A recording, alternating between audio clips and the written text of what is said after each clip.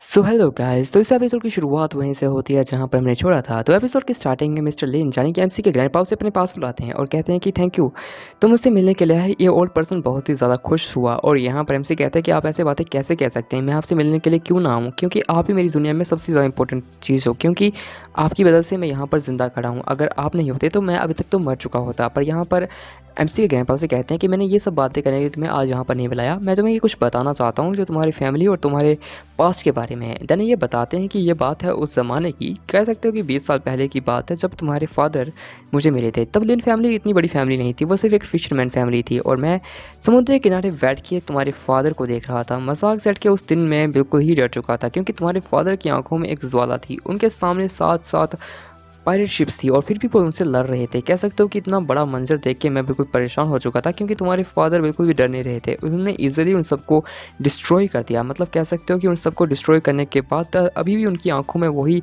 Energy दिख रही थी जो मैं पहले देख रहा था। मैं बिल्कुल डर चुका था और फील्ड के बाद वो मेरे पास आए और उन्होंने मुझे कहा कि मैं एक ट्रस्ट करता हूँ तुम पे, तो मैं तुम्हें ये चीज़ देना चाहता हूँ। और तब मैंने देखा कि ये तुम थे। और उसके बाद ये कहते हैं कि तुम मुझे तब मिले, तुम्हारे फादर ने मुझे तुम्हें दिया और कहा कि तुम्हारी प्रोटेक्शन करें। और उसके बाद उन्होंने कहा कि जब ये बिल्कुल ही ठीक हो जाएंगे तब ये वापस आएंगे और एमसी को लेकर जाएंगे। पर तकरीबन 20 साल बीत चुके हैं पर वो अभी तक वापस नहीं आए। उनकी वजह से ही हमारी लिन फैमिली आज इतनी बड़ी फैमिली बन चुकी है। एक फिशरमैन से अब यहाँ पर पहुँच चुके हैं। और अब मैं तुमसे एक प्रॉमिस चाहता हूँ, क्या तुम मेरी इस फैमिली को प्रोटेक्ट करोगे किसी भी हालत से? तो यहाँ पर एमसी उनसे प्रॉमिस करता है। तभी हमें दिखाया जाता है कि एमसी अपनी ये सभी बातें मिस सू और मिसेस सू को बताता है। तभी हमें दिखाया जाता है कि एमसी कहता है कि अब बड़ी अच्छी बात है। तभी हमें दिखाया जाता है कि सू फैमिली के अंदर एक मेहमान आते हैं जिनका नाम मिस्टर लॉन्ग होता है। बेसिकली ये भी एक मार्शल आर्टिस्ट है और यहाँ पर जो कहते हैं कि वाह, तुम्हारी कल्टीवेशन स्किल तो बहुत ही ज़्यादा अच्छी बातें कर रहे हो बच्चे, और मुझे लगा था कि तुम्हारी कल्टीवेशन स्किल थोड़ी-सी हाई होगी, मुझे बता सकते हो तुम कौन हो? तो यहाँ पर ये कहता है कि मेरी कल्टीवेशन स्किल तो बहुत ही ज़्यादा नॉर्मल है सर, पर मैं भी अभी बिगिनर ही हूँ कल्टीवेशन के दुनिया में और मेरी कोई सेक्ट भी नहीं है। और यहाँ पर ये कहते हैं कि हो सकता है ब्रदर, पर तुम मुझे बताओ कि अगर तुम खुद से प्रैक्टिस कर रहे हो तो तुम्हारी कोई सेक्ट कैसे नहीं हो सकती? क्या तुम कोई इविल आर्ट प्रैक्टिस कर रहे हो? और उसके बाद मिस्सू कहती हैं कि नहीं, यहाँ पर मैंने इस ग्रैंडपा को खुद ठीक करते हुए देखा, वो कोई इविल स्पिरिट नहीं कर सकते। तभी हमें दिखाया जाता है कि ये बताते हैं कि इन्होंने एक हाईली सेक्ट से ये सब कुछ नॉलेज गेन किया है और ये कहते हैं कि मैं तुम्हें दिखाना चाहता हूँ कि तुम कितने ज़्यादा पावरफुल हो और तुम सच में किसी की बीमारी ठीक कर सकते हो या नहीं। पर यहाँ पर हमें दिखाया जाता है कि हमसे कहता है कि तो आ जाओ मुकाबला करते हैं। तो यहाँ पर ये कहते हैं कि तुम्हारा क्या प्लान है, तुम क्या कह रहे हो ये सब कुछ? तो यहाँ पर हमें दिखाया जाता है कि एमसी इसे बता रहा होता है कि किस तरह से पोजीशन को लेना है। तब से सबसे हाथों को आगे लगाओ, पैरों को आगे निकालो। और यहाँ पर हमें दिखाया जाता है कि मिस्टर लॉन्ग गुस्से में आ जाते हैं और वो थोड़ी अपनी एनर्जी को स्प्रेड करते हैं, जिसकी वजह से यहाँ पर एमसी उठ जाता है और ये कहता है कि ये नॉर्मल बच्चे तो मुझे क्या सिखा रहा है, मैं तेज जैसे 17 ज़िंदगी जी चुका हूँ, मैं बहुत ज़्यादा पावरफुल हूँ और क्या तो मुझे लगता है कि तुम मुझे मार सकते हो? तो यहाँ पर एमसी कहता है कि अगर आपने ये सब कुछ चीज़ें अच्छे से नहीं कर पाए तो आपके ऊपर डिजास्टर आ सकता है, तो ठीक है मैं आपसे थोड़ा मुकाबला भी कर सकता हूँ। तो यहाँ पर हमें दिखाया जाता है कि एमसी कहता है कि मैं अगर बिगिनर हूँ तो मुझे प्लीज़ गाइड कीजिएगा। तभी हमें दिखाया जाता है कि 2-3 हाथापाई में ही यहाँ पर मिस्टर लॉन्ग लेट चुके होते हैं और यहाँ पर एमसी कहता है कि मैं तो बहुत ज़्यादा वीक हूँ सर, मुझे माफ़ कीजिएगा। और तभी हमें दिखाया जाता है कि सू कहती है कि क्या तुम ठीक हो, तुम्हारे हाथ में दर्द तो नहीं हुआ ना? और यहाँ पर हमें दिखाया जाता है कि एमसी कहता है कि मैं ठीक ही हूँ, बस मुझे बताओ कि तुम मुझे क्यों पकड़ रही हो? तभी हमें दिखाया जाता है कि सू उसे पकड़ लेती है और कहती है कि तुम्हारी हिम्मत कैसे हुई मिस्टर लॉन्ग हमारे मेहमान को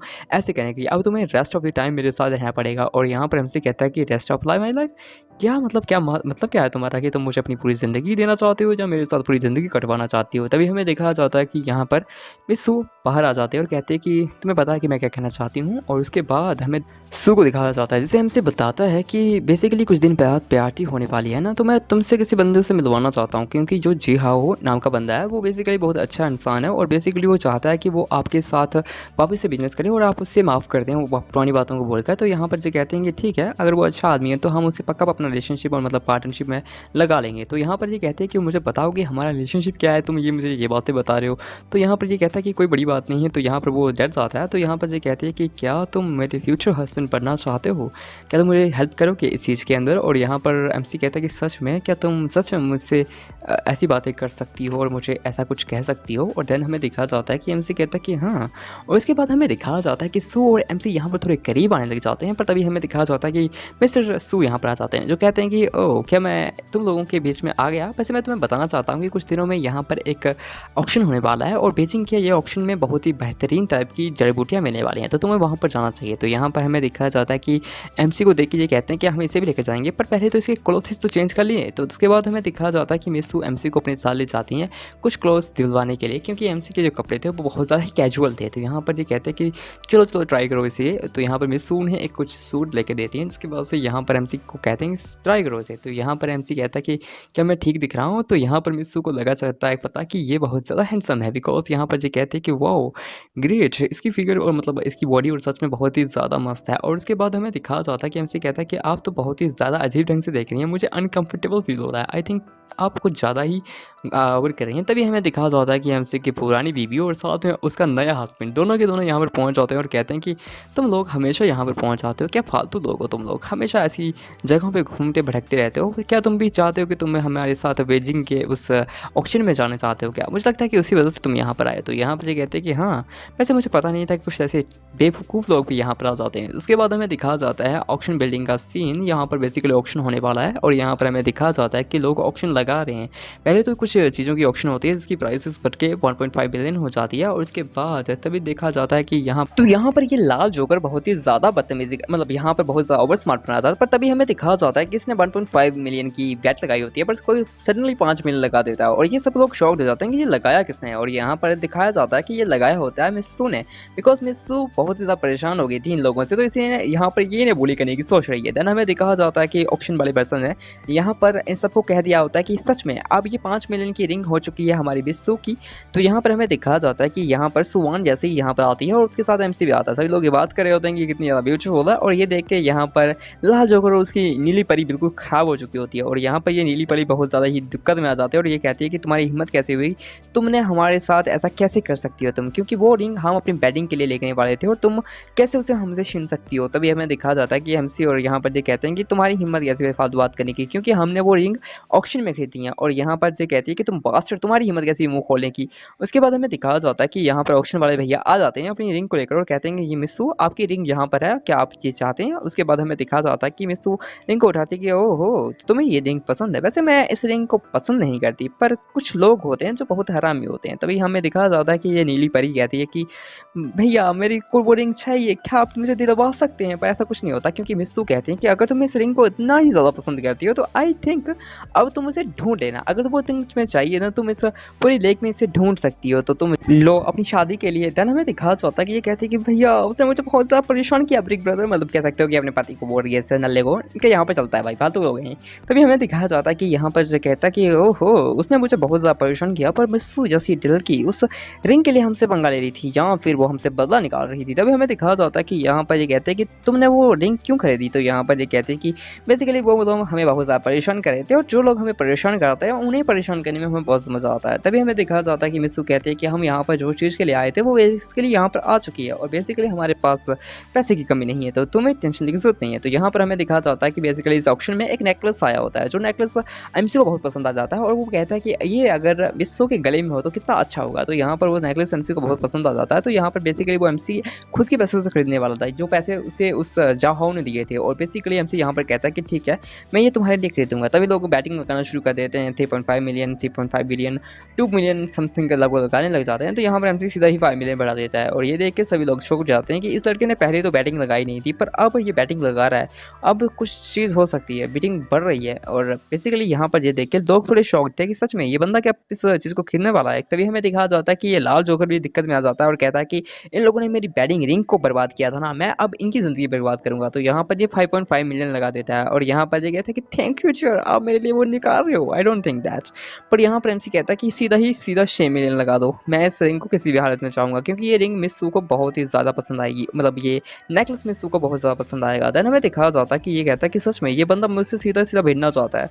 तो यहाँ पर वो 7 मिलियन लगाता है, ये 8 मिलियन लगा देता है, उसके बाद वो यहाँ पर 7 मिलियन मतलब राइवलरी चल रही होती है इनके अंदर। और यहाँ पर बेसिकली हम देख सकते हैं कि ये दोनों बहुत ज़्यादा फाइट कर रहे होते हैं इस नेकलेस के ऊपर, क्योंकि ये नेकलेस थोड़ा सा ज़्यादा एडवांस है और साथ में इसके अंदर एक बहुत बड़ा सा हीरा लगा रखा है। और तभी हमें दिखाया जाता है कि ये लाल जोकर गुस्से में आ जाता है और कहता है कि मैं बैकआउट हो जाऊंगा। पर तभी हमें दिखाया जाता है कि एमसी कहता है कि सीधा 20 मिलियन, बिकॉज एमसी ने कैलकुलेट कर लिया होता है कि उस जो स्ट्रीट के अंदर जितनी भी कीमत है उसके पैसे मिलाकर उसके अंदर कुछ टोटल 25 मिलियन के आसपास थे, 5 मिलियन हो जाएंगे हब्स के लिए और उसके बाद 5 मतलब 20 मिलियन तो मैं इस नेकलेस पर लगा दूंगा। तो यहाँ पर फाइनली एमसी ने ये नेकलेस जीत लिया क्या होता है, और हब्स के लिए भी एमसी के पास पैसे बच चुके होते हैं, क्योंकि वो कन्वेंशन बिल्डिंग जो एमसी को मिस्टर जाओ दे रहे थे, मतलब मिस्टर जाओ दे रहे थे, वो बेसिकली एमसी ने उसमें से वो कर्ट निकाला हुआ था। तो यहाँ पर फाइनली एमसी मिस्टर के साथ पहुँच जाता है अपनी कार में उसे खींचते हुए, और जहाँ पर एमसी से कहता है कि क्या तुम्हें ये पसंद आया, क्या अब तुम पसंद करोगे इस चीज़ को। तो यह भी हमें दिखाया जाता है कि एमसी कहता है कि मैं कुछ चीज़ तुम्हारे लिए लेकर आया हूँ और थैंक यू, तुमने मेरा बदला लेने की कोशिश की, मतलब यहाँ पर उसने बदला लिया मेरा। और उसके बाद हमें दिखाया जाता है कि एमसी कहता है कि ये नेकलेस तुम्हारे गले पे कितना ज़्यादा सुंदर लगेगा, क्या मैं इसे तुम्हारे गले पे डाल दूँ। तभी हमें दिखाया जाता है कि एमसी कहता है कि ठीक है पहना दूँ मैं इसे। तो यहाँ पर जी कहते हैं कि ठीक है, और उसके बाद हमें दिखाया जाता है कि ये नेकलेस सच में मिस्सू के ऊपर बहुत ही ज़्यादा अच्छा लग रहा होता है। एंड ये कहती है कि थैंक यू, तुमने मेरी इतनी अच्छी घड़ी सोची। तो यहाँ पर हमें दिखाया जाता है कि एमसी कहता है कि वाह सो ब्यूटीफुल, लड़की कितनी मस्त है। देन हमें दिखाया जाता है कि यहाँ पर एमसी कहता है कि सच में हमारे स्टेटस इतने ज़्यादा आगे पीछे हैं, पर फिर भी मैं पूरी कोशिश करूँगा कि क्या तुम मुझसे शादी करोगी। देन हमें दिखाया जाता है कि ये कहते हैं कि हाँ लाइफ लॉन्ग मैं तुम्हारे साथ रहूँगी, और ये फालतू के प्रॉमिस या मुझे कभी समझ नहीं आते। और ये कहते हैं कि सच में तुम बहुत ही ज़्यादा अच्छे हो, और तो मुझे लगता है कि तुम्हारा फ्यूचर सच में बहुत ज़्यादा ब्राइट होगा, क्योंकि तुम सच में कुछ ना कुछ तो कर सकते हो अपनी ज़िंदगी में। तो यहाँ पर एमसी कहता है कि और ये कहता है कि मैं तुम्हें प्रॉमिस करता हूँ कि कभी ना कुछ मैं तुम्हें सरफास करके सच में तुम्हें अपने पास दूंगा। और उसके बाद हमें दिखाया जाता है कि यहाँ पर जो नीली परी थी और उसका लाल जोकर थे, दोनों के दोनों वो रिंग को ढूंढ रहे होते हैं उसके अंदर, और उसे वो रिंग नहीं मिलती। देन हमें दिखाया जाता है एमसी को अपने वेला वाले घर के गार्डन में, यहाँ पर एमसी फिर से स्पिरिचुअल एनर्जी को अपने अंदर ऑब्जॉर्व कर रहा था, और कह सकते हो कि कल्टिवेशन के क्योर रिफाइनिंग लेवल सेकंड पे पहुंचने की कोशिश कर रहा था। देन हमें दिखाया जाता है कि एमसी कहता है कि सच में इस जगह की जो एनर्जी है कुछ ज़्यादा ही रिलीज हो रही है, और इसकी मदद से एमसी ने जल्दी से जल्दी अपनी बॉडी को की रिफाइनिंग लेवल 2 पे पहुंचा दिया है। एंड एमसी कहता है कि सच में मुझे लगता है कि ये कुछ दिक्कत है, पर क्या बात है। और तभी हमें दिखाया जाता है कि यहाँ पर जाओ एमसी को फ़ोन करता है और उसे कहता है कि जो कंस्ट्रक्शन साइट है उस पर कुछ दिक्कत हो चुकी है, क्या ब्रदर आप वहाँ पर आके देख सकते। और ब्रदर दिक्कत की बात नहीं है, मैंने यहाँ पर एक फेंग शुई मास्टर को बुला लिया हमारी प्रोटेक्शन के लिए और जगह की प्रॉब्लम की सोल्यूशन के लिए। देन हमें दिखाया जाता है कि ये बंदा यहाँ का एक नामी इंसान है जो यहाँ पर हर फेंग शुई की प्रॉब्लम को ठीक कर सकता है, यानी कि वास्तु शास्त्र गाइस। एंड देन हमें दिखाया जाता है कि यहाँ पर जाहो ये सोच रहा होता है कि यहाँ पर जगह पर प्रॉब्लम क्या है, यहाँ पर बहुत सारी दिक्कत चल रही है, बिकॉज यहाँ पर बताता है कि हर जगह पे हमें बहुत ज़्यादा मुश्किलों को सामना करना पड़ रहा है, प्रोजेक्ट बहुत ज़्यादा स्लो हो गया है क्योंकि मैन फोर्स कम हो चुकी है, क्योंकि हर जगह पे एक्सीडेंट हो रहे हैं। तभी हमें दिखाया जाता है कि जैसे ही जाहो हमारे एमसी को देखता है वो खुश हो जाता है और कहता है कि बिग ब्रदर आप यहाँ पर पहुँच चुके हो।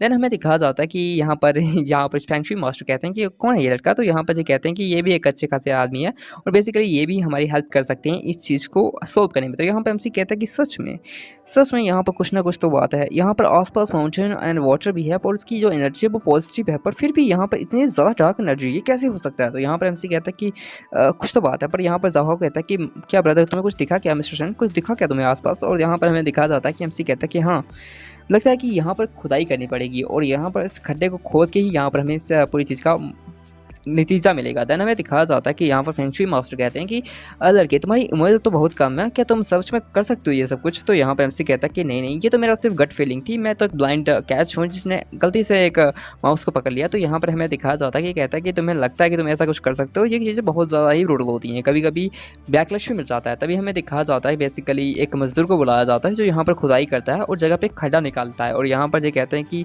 हमने 5 फीट तक गड्ढा खोद दिया पर हमें कुछ नहीं मिला। और यहाँ पर हमें दिखाया जाता है कि जाओ कहते हैं कि और खोदो अभी टाइम नहीं हुआ और खोदो। तभी हमें दिखाया जाता है कि जाहो को भी शक होता है कि क्या ब्रदर शैन का जो मामला है वो थोड़ा सा गड़बड़ा गया है, कैसे हमने इतना गड्ढा खोद दिया पर फिर भी हमें कुछ नहीं मिला अभी तक, क्या इन्हें भी कुछ दिक्कत हो चुकी है क्या। तभी हमें दिखाया जाता है कि यहाँ पर फाइनली उन्हें कुछ चीज़ मिलती आती है उसमें से और यहाँ पर वो कहते हैं कि ओपन करो इसे, जल्दी ओपन करो। तो जब हमें दिखाया जाता है कि जैसे उन्हें मिलता है वो उसे ओपन खोलते हैं। तो यहाँ पर हमें दिखाया जाता है कि जो फेंग शुई मास्टर होता है वो पहचान जाता है कि ये प्रॉब्लम कुछ ज़्यादा ही ब्रूटल है। तो यहाँ पर फेंग शुई मास्टर से पूछते हैं कि जाहो ब्रदर क्या आपने किसी से हाल में बहुत ज़्यादा बड़ा पंगा लिया था क्या। तो यहाँ पर ये कहते हैं कि नहीं मेरा तो कोई दुश्मन नहीं और मैंने किसी से पंगा नहीं लिया। तो यहाँ पर ये कहते हैं कि ये चीज़ बहुत ज़्यादा ब्रूटल होती है, बेसिकली इसके अंदर कर्स है और यहाँ पर ये बहुत सारी ही आत्माओं और साथ में भूत प्रेतों को अपने पास बुलाता है और इसी वजह से यहाँ पर कंस्ट्रक्शन साइट पे इतनी ज़्यादा घटनाएं हो रही थी और साथ में जितने भी मजदूर थे वो ईजिली छोटे खा रहे थे। और उसके बाद हमें दिखाया जाता है कि इसमें ये ऐसी बात है क्या। तो यहाँ पर ये कहते हैं कि ठीक है, और वैसे मैं इसे भी डिस्ट्रॉय भी नहीं कर पाता क्योंकि मेरे पास कोई आइडिया नहीं है। जिससे लिटिल ब्रदर ने जो कुछ चीज़ें देखी हैं मतलब लगता है कि इनके पास ही कोई अच्छा खासा आइडिया होगा चीज़ का। तो यहाँ पर एमसी कहता है कि ठीक है कोई बात नहीं, मैं इसे खुद समझूंगा, तो गुड कोई बड़ी बात नहीं है। इस चीज़ को सुनना भी बड़ी मुश्किल हो जाता है पर यहाँ पर एमसी ने इसे ईजी उठा लिया था। तो यहाँ पर ब्रदर समझते हैं कि मैं इसे अपने साथ ले जाऊँगा, ब्रदर जाओ, मैं यहाँ पर खुद जा रहा हूँ इसे अपने साथ ले जाकर, और आपको कोई दिक्कत की ज़रूरत नहीं है क्योंकि मैं इस चीज़ को स्लो बार कर दूँगा। तो यहाँ पर हमें दिखाया जाता है कि फेंगशू मास्टर कहते हैं कि सच में डियर ब्रदर आप तो बहुत ही ज़्यादा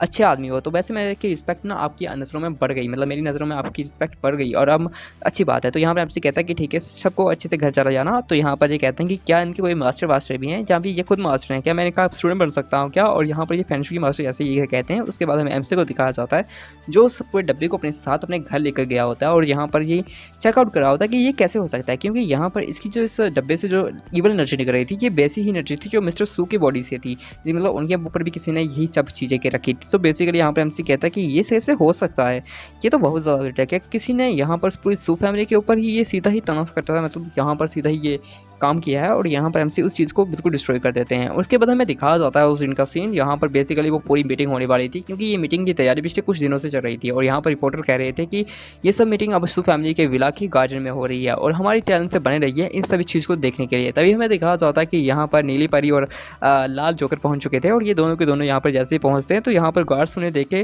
थोड़े खुश होते हैं और यहाँ पर जो कहते हैं कि बेसिकली आपको पता है कि आज जो सू फैमिली के कुछ एल्डर्स हैं वो एक ऐसे नौजवान को अपने आगे लाने वाले हैं जो उनकी फैमिली बिजनेस को अब आगे संभालने वाला है और साथ में उन्हें सपोर्ट कर रहे हैं ये सू फैमिली वाले। तो यहाँ पर हमें दिखाया जाता है कि एक बटलर एमसी को प्रसाद देकर आता है, पर तभी हमें दिखाया जाता है कि नीली पब्लिक की जो बहुत ज़्यादा खुजली होती है वो बेसिकली चली जाती है और कहते हैं कि ये लड़का यहाँ पर कैसे आ गया, इसके लड़के को शर्म नहीं है कि यहाँ पर इतनी बड़ी पार्टी में कोई भीतर ऐसा बंदा यहाँ से कैसे आ सकता है। तो यहाँ पर एमसी कहता है कि यार क्या बंदे हो, इतनी बड़ी पार्टी में भी ऐसे लोगों का फेस देखना पड़ रहा है, ये कितनी बेकार सोच है। तो ये हमें दिखाया जाता है कि यहाँ पर नीली बड़ी गुस्से में आ जाते हैं और कहते हैं कि यू तुम कितने बेकार हो। तभी हमें दिखाया जाता है कि यह कहते हैं कि ये फैमिली सू फैमिली का डिनर है, मतलब जहाँ पर पार्टी है, तुम यहाँ पर कैसे आ सकते हो, तुम ऐसे लाउजी पर्सन यहाँ पर नहीं आ सकते। तो यहाँ पर ये कहते हैं कि यहाँ पर तुम निकलो बाहर। तभी हमें दिखाया जाता है कि जैसे वो एमसी पे हाथ डालने वाली होती है पर यहाँ पर जो गार्ड होते हैं वो यहाँ पर इस लड़की को रोक लेते हैं और कहते हैं कि जल्दी निकलो यहाँ से बाहर, क्योंकि तुम हमारे चीफ गेस्ट यानी कि एक इंपॉर्टेंट गेस्ट के ऑनर्ड गेस्ट को हम यहाँ पर परेशान कर रही हो, तो जो निकल सकती हो यहाँ पर। और उसके बाद हमें दिखाया जाता है कि ये सब कुछ कहा होता है मिस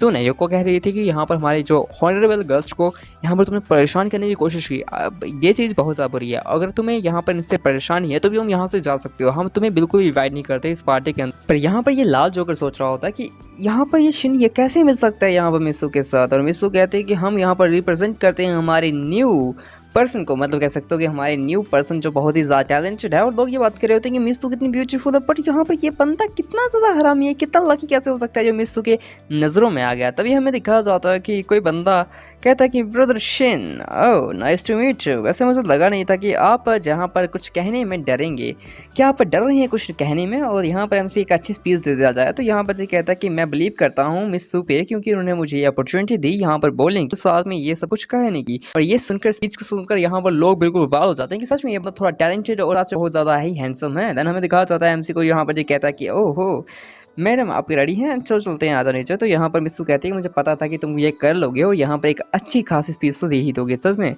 आप बहुत ही ज़्यादा टैलेंटेड है। देन हमें दिखाया जाता है कि यहाँ पर मिस्टर सू यहाँ पर बताते हैं कि ये है मिस्टर चैन, ये बहुत ही ज़्यादा बड़े टैलेंटेड पर्सन है, साथ में ये हमारे बिजनेस पार्टनर भी है और साथ में कुछ ज़्यादा बड़ी बड़ी इंडस्ट्रीज़ के वो भी है। पर यहाँ पर एमसी एक चीज़ नोटिस करता है कि यहाँ पर जो मिस्टर चैन की जो ब्रेसलेट होती है वो एक ईवल एनर्जी से घिरी हुई होती है। वो ईवल एनर्जी इतनी ज़्यादा ब्रूटल होती है कि वो उनकी हेल्थ और साथ में उनकी फैमिली के साथ भी जुड़ी हुई होती है।